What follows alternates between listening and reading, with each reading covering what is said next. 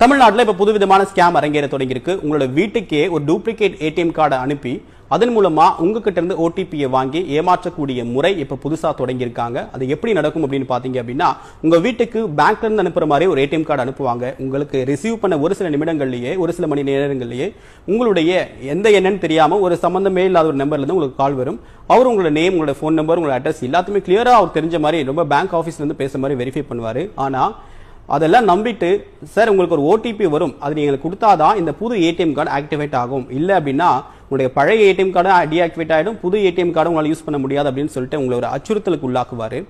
அதை நம்பி நீங்க உங்களுடைய மொபைல் போனுக்கு வரக்கூடிய ஓடிபியை நீங்க கொடுத்தீங்க அப்படின்னா உங்க பேங்க்ல இருந்து இருக்கக்கூடிய அமௌண்ட் மொத்தமா அவரால் சுவாகா செய்யப்படும். அதன் காரணமா உங்களால மோசடி வளையத்துக்குள்ள உள்ளாகக்கூடிய வாய்ப்பும் இருக்கு. ஸோ எக்காரணம் கொண்டு எந்த சூழ்நிலையிலும் உங்களோட ஓடிபியை யார்கிட்டயுமே போன்ல ஷேர் பண்ணாதீங்க.